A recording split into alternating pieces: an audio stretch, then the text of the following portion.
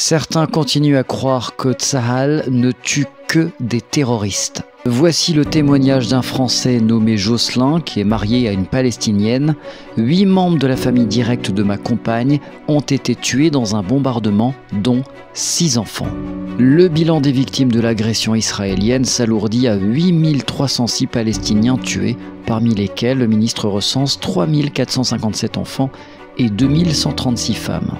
On va vous dire que c'est de la propagande car c'est les chiffres du Hamas. Le problème, c'est que les journalistes n'ont pas le droit de rentrer dans la bande de Gaza. Ou alors ceux-ci sont froidement assassinés par l'armée israélienne.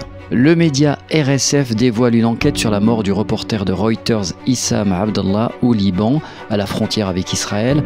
Le véhicule de journalistes a bel et bien été ciblé alors qu'il était clairement identifiable comme journaliste. Jocelyn appelle le gouvernement à l'aide pour sauver sa famille. Selon Mediapart, il y aurait 170 ressortissants français qui sont pris sous les bombes à Gaza. Et malheureusement pour le moment, silence radio du Quai d'Orsay.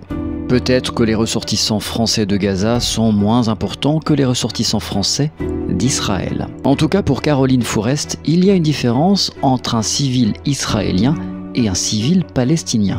Écoutez plutôt. On ne peut pas comparer le fait d'avoir tué des enfants délibérément comme le Hamas et le fait de les tuer involontairement comme Israël. Comment peut-elle dire que c'est involontaire? Quand on jette des bombes depuis un avion sur des résidences de civils, c'est pas involontaire.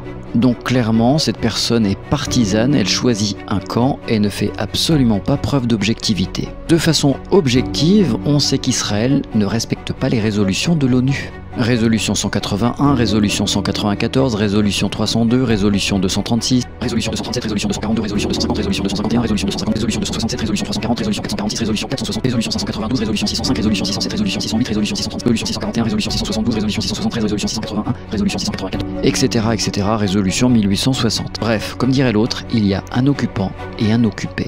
Et pour avoir la paix, il faut déjà commencer à arrêter de coloniser.